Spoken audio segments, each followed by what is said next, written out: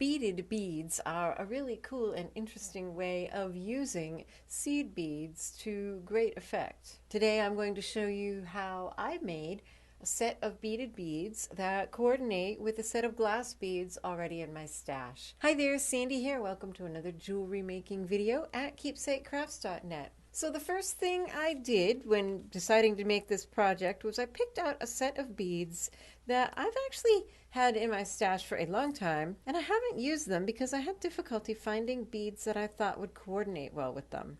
These are awesome for a bracelet because they're nice and flat. So I did a bit of experimenting with beaded beads, and I'll explain as I go along a few of the things I've found. Now usually beaded beads are built around some kind of core. You can see in this one that I use these beads. They're just inexpensive. I think they're 6/0 spacer beads. You can find these at your craft store. You often get beads like this as separators in between other beads that you purchase on a strand. I wasn't in love with this result. They were uneven and kind of bulky. What I ended up using was size 8 seed beads. They have a nice consistent hole and consistent shape if you buy nice quality ones. Here are some finished ones. You don't really end up seeing the core in there. But if any of it should, there it is. You could see a little bit of it. If any of it should peek out, it's going to match and not clash with the project. And then of course you'll need the beads that will show, and I would suggest that you experiment with different sizes. I settled on 11s. They just seemed like a good size. Also, I had them in the colors that I liked. So I've got a purple and a copper. And again, on this one, this test one, I tried out these gold. I didn't really love the gold. It turned out, as I looked at these gold beads next to these gold-dipped glass ones, that these were kind of a coppery looking gold. So I sort of like the way the copper looks better than the gold. So I went with that. So that will require some experimenting, and like I did here, you probably want to make at least one, if not more, test beads. And while I'm getting my beads set up here, I want to make sure and do something I've been really terrible about, is to thank some of my patrons, my newest patrons. I've just been awful about making it a point to thank you on my videos. So I want to thank Annetta, Samaya, Deborah, Lee, Amy, and Caroline. Thank you all so much for your support. It means a lot to me. Not just the financial support, but also just knowing that you believe in what I do.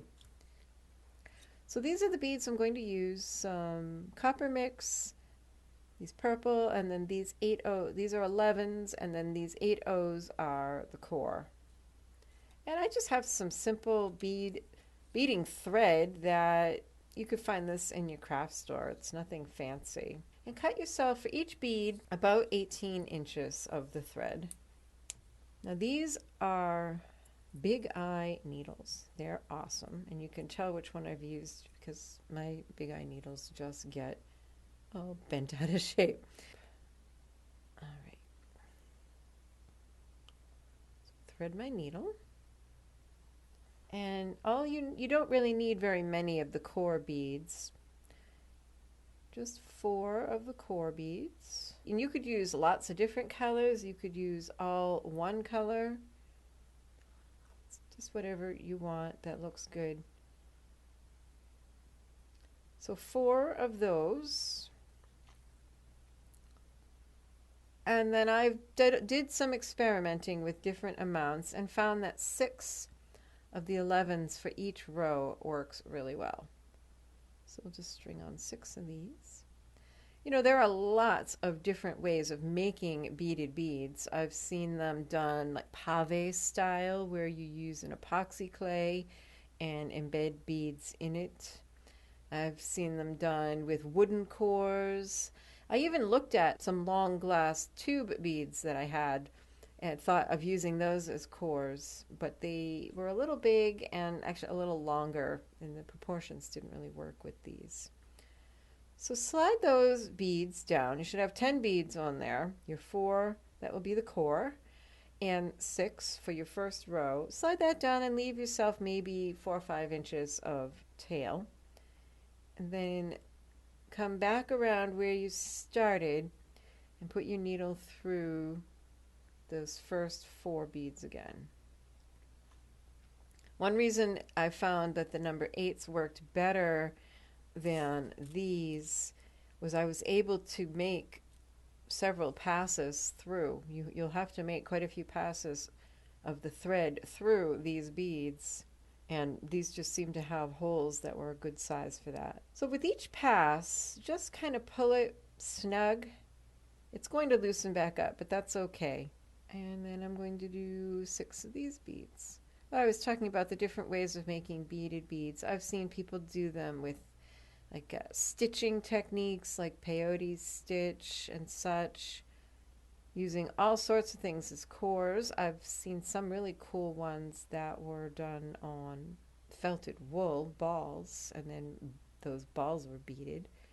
So there's lots of different ways of doing it, and this is just one. As I sat and played, I looked at the ways that other people have done it, and then sat and played and experimented until I found something that looked pleasing to me. So once you put your next 6 beads on, you just keep doing the same thing. Go back through those 4. Now try, it's going to be hard not to, but try not to split the thread with your needle. If you know, don't pierce it. If you can help it, you probably will, especially as we get thicker. But if you don't, it just makes it easier with each round to pull that snug. And now you can see with that second loop, don't pull it too tight, but with that second loop, it's starting to hold its shape. I found with these, with some experimenting, you could stop at 6 or 7. Since I was doing an alternating pattern of the purple and the copper, I wanted 8. I wanted an even number. But I think 6, 7, or 8 is a good place to stop here. And again, it'll depend on the sizes that you choose and the size beads that you want to end up with. Here you can see my bead that I've nearly completed. I've got 7 rows on here, and this is pretty full. If you wanted to leave it at this, you could. Like I said, I'm doing alternating rows, so I want an even number. So I'm going to add my last row of beads. And one thing, if you're doing a pattern, you may have noticed that they don't always want to fall where you want them to. So you just have to guide them. So I'm going to poke my needle through to do the last row. And this very last one, this 8th one, may need a pair of pliers. I grabbed my nylon jaw pliers, and then that just helps you to pull your needle through. And anytime you need to position them, the rows of beads in a particular spot, you can just sort of gently go with the tail.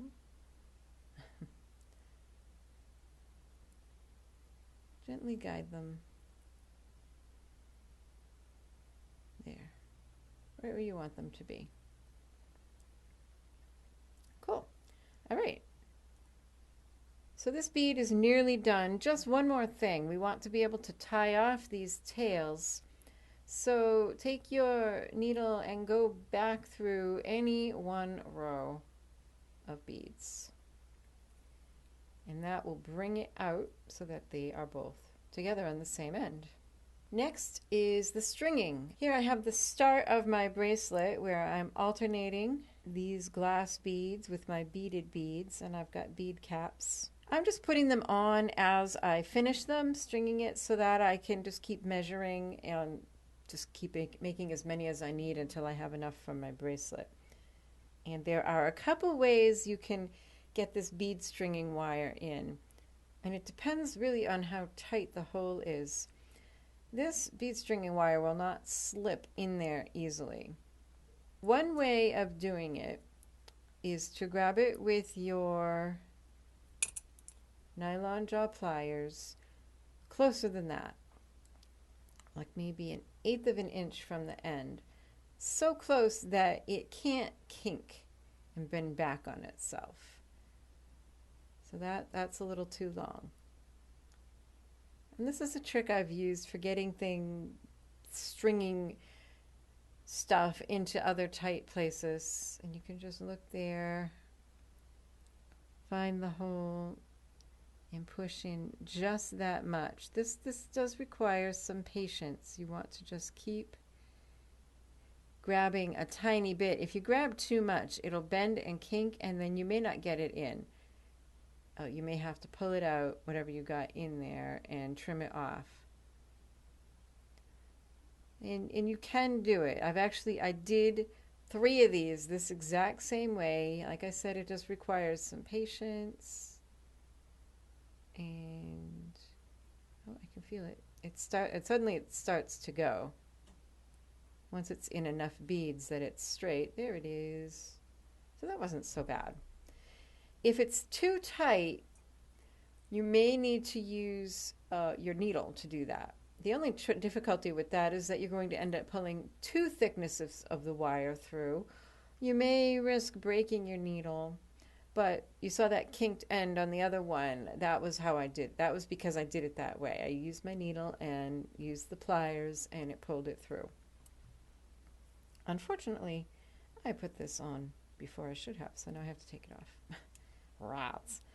Once you get your bead on the bead stringing wire, that is the time to tie your 2 pieces of thread in a knot. And I just do like a square knot, maybe do it a couple times. I say to wait until you've got it on, because the first one that I strung, the end of my wire hit the knot and it grabbed it and like pulled it and tore it and just made a mess. So I would say it's much easier. Tie these in a square knot, right over left, left over right, maybe right over left again for security, and add a drop of glue. I actually prefer the super new glue. It's a little bit runnier and it flows right down into that thread, just a tiny bit. But this works in a pinch. This is my super glue. Let it dry, and then once it's dry, you can trim those threads, being sure you don't trim your wire, of course. I have a bunch of little bead caps here. I just thought the ends looked like they could use some covering over. And so I put on these little 6mm bead caps in there, and add as many beads as you need to make the length of whatever you want, necklace, bracelet, whatever. I'm going to use this as a clasp.